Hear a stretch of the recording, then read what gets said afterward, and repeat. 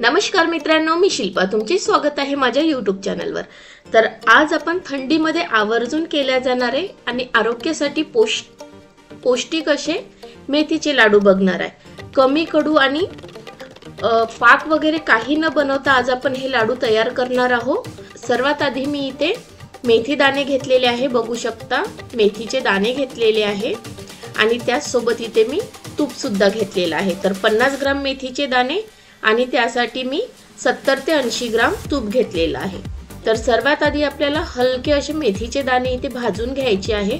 अगदी 2 ते 3 मिनिट आपण हे मेथीचे दाणे परतून घेऊ। जास्त आपल्याला जाळायचे नाहीये, मंद आचेवर अगदी हलका याचा सुवास इथे सुटलेला आहे, बघू शकता। छान पैकी असे मेथीचे दाणे आपल्याला इथे भाजून घ्यायचे आहे। अगदी 2 ते 3 मिनिटांमध्येच आपले हे छान पैकी परतले जाते मेथीचे दाणे आणि आता आपण याला काढून घेऊ। आणि आता आपल्याला याला थंड करून घ्यायचे आहे सर्व मेथीचे दाणे आणि त्यानंतरच आपण याला मिक्सरला फिरवून घेऊ। इथे बघू शकता आपले मेथीचे दाणे थंड झालेले आहे। आता आपण मिक्सरला याला असं दरदरीत फिरवून घेऊ। अगदी खूप फाईन पण याची पावडर नाही करायची आहे आणि खूप जाडसर पण नाही ठेवायची आपल्याला।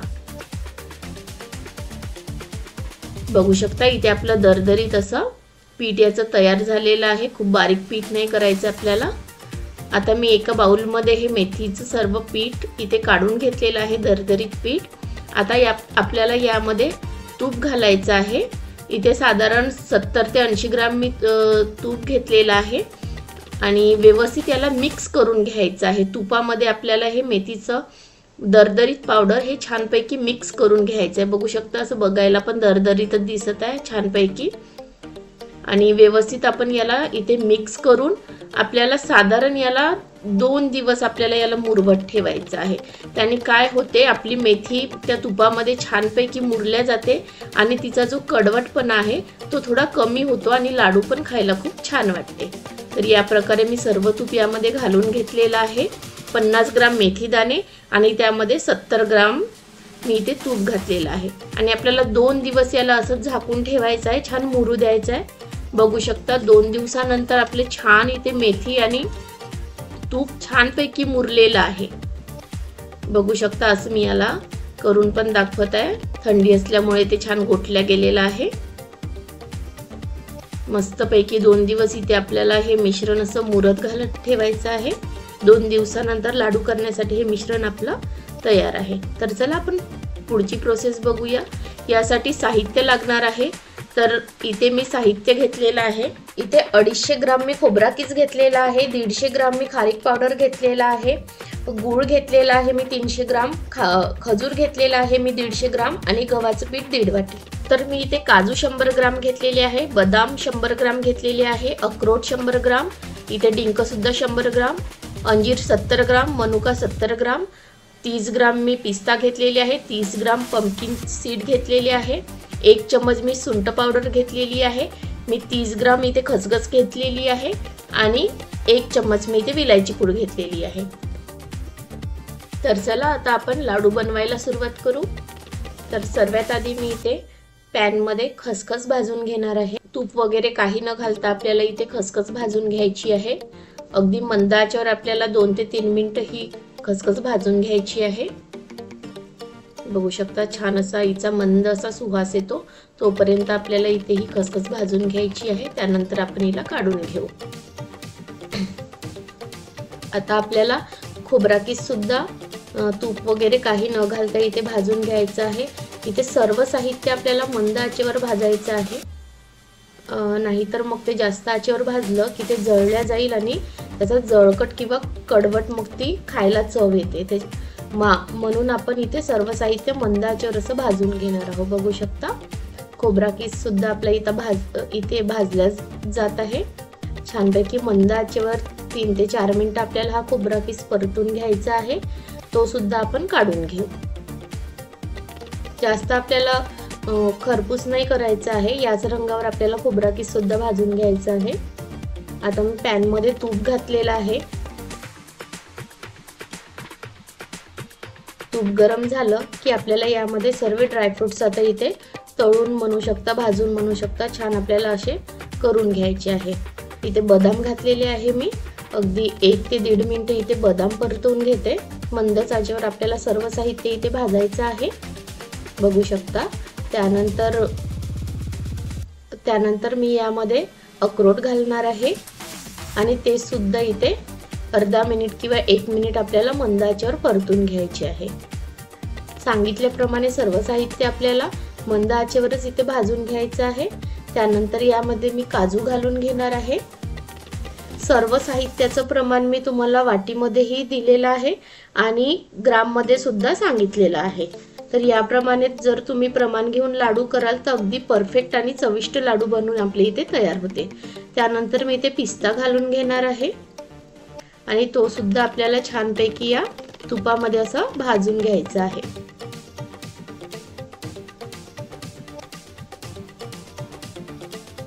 आता यामध्ये पंपकिन सीड घालून घेऊ आपण। अगदी अर्धा मिनिट परतवायचे आपल्याला हे साहित्य, जास्त की इथे आपल्याला नाही भाजायचं आहे याला। सर्वात शेवटी आपण यामध्ये मनुका घालून घेऊ आणि तो सुद्धा 1 मिनिट इथे परतून घेऊ। छान मंद आचेवर आपल्याला हे सर्व साहित्य इथे असं साधारण 2 ते 3 मिनिट लागेल आहे आपल्याला हे सर्व साहित्य भाजायला।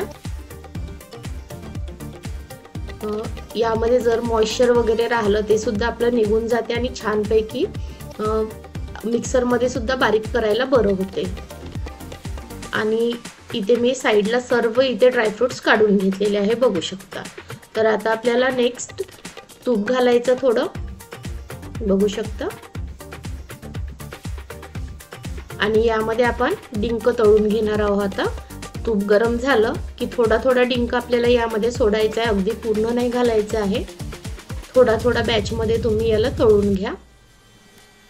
आधी मी थोडा तळून घेते आहे, बघू शकता। छानपैकी इथे आपल्याला डिंक व्यवस्थित तळायचा आहे।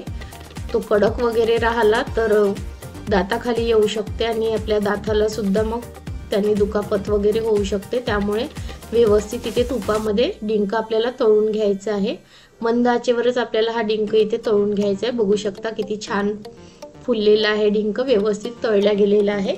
याच प्रकारे मी इथे सर्व डिंक तळून घेतलेला आहे, तो सुद्धा आपण बाजूला काढून घेऊ, बघू शकता। सर्व डिंक आपला इथे तळून झालेला आहे। पुन्हा मी पॅन मध्ये 1 चम्मच तूप घातलेला आहे। आता आपल्याला यामध्ये खारीक पावडर म्हणजे भाजून घ्यायची आहे तुपामध्ये। अगदी कमी आचेवर आपल्याला ही प्रोसेस करायची आहे। खारीक पावडर लवकर जळल्या जाते म्हणून मंद आचेवर आपल्याला कमी आचेवर तूप घालून हिला मंद आचेवर भाजून घ्यायची आहे छानपैकी। अगदी 2 ते 3 मिनिट आपल्याला ही खारीक पावडर भाजून घ्यायची आहे, बघू शकता। अशी चालवत तिला भाजून घ्यायची आहे। आता आपली खारीक पावडर सुद्धा इथे तयार आहे, ती सुद्धा आपण काढून घेऊ। आता पॅन मध्ये मी थोडं तूप घातलेलं आहे।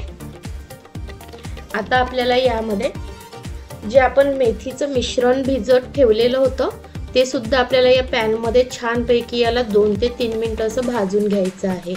अगदी मंद आचेवर ही प्रोसेस करायची आपल्याला। सर्व मिश्रण मी पॅन मध्ये घालून घेतलेलं आहे, बघू शकता।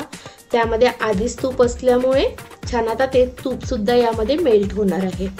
मस्त 2 ते 3 मिनिट आपल्याला हे मिश्रण भाजून घ्यायचं आहे, खमंग असं।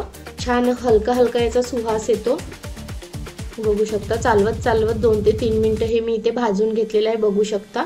छान भाजलं गेलेलं आहे। त्यानंतर मी इथे गव्हाचं पीठ घालणार आहे। तुम्ही नाचणीचं सुद्धा पीठ यामध्ये घालू शकता, त्याने पण खूप पौष्टिक लाडू बनतात। मी इथे गव्हाचं पीठ घातलेलं आहे आणि छानपैकी आपल्याला इथे आता हे पीठ भाजून घ्यायचं आहे।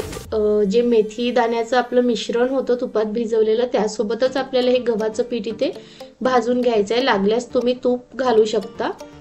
मी पुन्हा यामध्ये थोडं तूप घालत आहे, याला थोडं जास्तच तूप लागते। छान खमंग भाजलं गेलेलं पाहिजे हे पीठ, त्यामुळे आपल्याला तुपाचा वगैरे वापर व्यवस्थितच करायचा आहे। साधारण मी 9 ते 10 मिनिट हे पीठ इथे भाजून घेणार आहे, बघू शकता। अगदी 2 ते 3 मिनिटात हे पीठ भाजून होत नाही। मंद आचेवर आपल्याला साधारण मला इथे 10 मिनिट हे पीठ भाजायला लागणार आहे। छानपैकी याला असं चालून आपल्याला कंटिन्यू भाजून घ्यायचंय, बघू शकता। बरोबर मी 10 मिनिटं इथे 9 ते 10 मिनिटं हे पीठ भाजून घेतलेलं आहे। खमंग असा सुवास याचा सुटलेला आहे तुपाचा आणि मेथीचा, त्यामध्ये छान मिश्रण पण ते एकजीव झालेलं आहे। खूप छान इथे याचा सुवास सुटलेला आहे। आपलं 10 मिनिटांनंतर इथे पीठ बनवून हे तयार आहे, भाजून तयार आहे। आता मी याला एका भांड्यामध्ये काढून घेते आहे, ज्यामध्ये मी इथे सर्व लाडवाचं मिश्रण यामध्येच घालणार आहे। त्याच भांड्यामध्ये मी इथे काढून घेतलेलं आहे। आता आपल्याला सर्व साहित्य असं थंड करून घ्यायचं आहे, जसे ड्रायफ्रुट्स वगैरे हे थंड करून घ्यायचे आहे, त्यानंतरच आपल्याला मिक्सरला चालवायचे आहे। आता इथे डिंक वगैरे थंड झालेला आहे। सर्वात आधी मी मिक्सरला हा डिंक बारीक करून घेते आहे। छानपैकी याला असं आपण बारीक करून घेऊ डिंकाला। बघू शकता डिंक सुद्धा आपला छान बारीक झालेला आहे। आणि त्याचप्रमाणे मी एक छोट्या पॉटमध्ये खसखस बारीक करून घेणार आहे। खसखस तुम्ही कोरडीच बारीक करा, ती जर कोणत्या दुसऱ्या याच्यासोबत केली तर व्यवस्थित बारीक होत नाही। बघू शकता आधी मी इथे खसखस बारीक करून घेतलेली आहे। पुन्हा आपण हिला फिरवून घेऊ एकदा। इथे डिंक मी या मिश्रणामध्ये काढून घेत आहे। सर्व साहित्य आपल्याला यामध्येच असं बारीक करून करून काढून घ्यायचं आहे। बघू शकता मस्त डिंकाला सुद्धा असं तुपात तळल्या गेलेला आहे तो। आता इथे मी मोठ्या पॉटमध्ये आधी खसखस घालून घेणार आहे, त्यानंतर इथे आपल्याला तळलेले हे जे ड्रायफ्रुट्स आहेत ते घालून घ्यायचे आहे थोडे। बघू शकता तुम्ही काळजीपूर्वक हे काम करा। ड्रायफ्रुट्स घातल्यानंतर त्यामध्ये मी ती भाजलेली खारीक पावडर घालून घेणार आहे आणि त्याचप्रमाणे इथे मी खोबरा किस सुद्धा घालून घेणार आहे। आणि आता आपल्याला यामध्ये अंजीर घालून घ्यायचे। अंजीरचे मी बारीक बारीक तुकडे करून घेतलेले आहे, बघू शकता, म्हणजे ते फिरवायला बरं होते आणि छान पटकन बारीक होते। त्याचप्रमाणे मी ते खजूर सुद्धा त्याचे सुद्धा छोटे छोटे तुकडे करून घेतलेले आहेत, ते आपल्याला घालून घ्यायचं आहे। आणि मिक्सरला आपल्याला याला फिरवून घ्यायचं, अगदी फाईन पेस्ट नाही करायची आहे, असं दरदरीत आपल्याला याला फिरवून घ्यायचं आहे। बघू शकता इथे दरदरीत मी याला फिरवून घेतलेलं आहे। एकदा मी तुम्हाला दाखवते। बघू शकता एकदम फाईन नाही झालेला आहे, छान असं दरदरीतच लाडू छान वाटतात, दाताखाली आले ते दाणे की छान वाटतात खायला। आता मी यामध्ये गूळ घालून घेणार आहे। मी सांगितल्याप्रमाणे आपल्याला पाक वगैरे काही नाही करायचं आहे। गूळ मी बारीकच करून घेतलेला आहे, अगदी थोडं आपल्याला अर्धा सेकंद म्हणा मिक्सरची बटन उलटी सरळ करून आपल्याला हे इथे फिरवून घ्यायचं आहे। बघू शकता खूप फाईन नाही करायचं आहे, अगदी अर्धा सेकंद वगैरे आपल्याला हे फिरवून घ्यायचं आहे। बघू मस्तपैकी गूळ सुद्धा यामध्ये मिक्स झालेला आहे, बघू शकता तुम्ही। आणि आपलं ते मिश्रण सुद्धा असं दरदरीत आहे, खूप फाईन नाही झालेलं आहे। आता आपण याला यामध्ये काढून घेऊ या मिश्रणामध्ये। याच प्रकारे आपल्याला सर्व ड्रायफ्रुट्स बारीक करून घ्यायचे गूळ टाकून, आणि सर्व ड्रायफ्रुट्स जसं मी तुम्हाला इथे सांगितलेलं आहे तसंच तुम्ही बारीक करून घ्या। मी पण त्याचप्रमाणे सर्व इथे मिश्रण ते ड्रायफ्रुट्सचं बारीक करून घेतलेलं आहे, बघू शकता। सर्व मिश्रण याचप्रमाणे मी बारीक करून घेतलेलं आहे।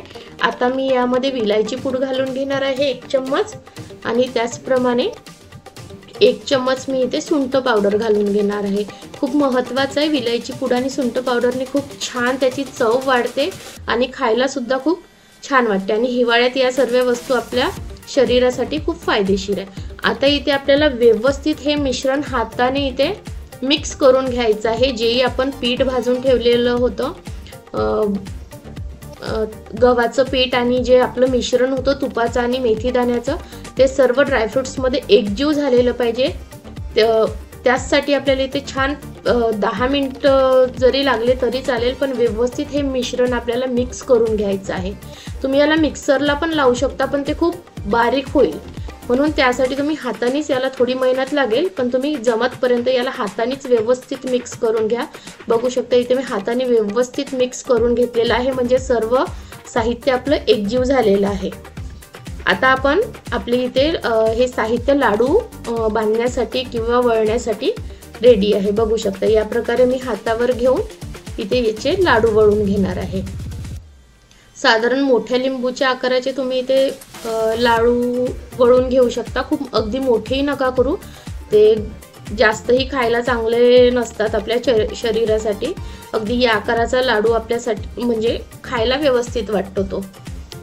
बघू शकता मोठ्या लिंबूच्या आकाराचा साधारण मी इथे मीडियम आकाराचा इथे लाडू वळून घेतलेला आहे। याच प्रकारे मी सर्व लाडू इथे वळून घेणार आहे। खूप मोठे लाडू केले तर साधारण मी तुम्हाला प्रमाण सांगते आहे, तर 40 ते 50 लाडू होईल।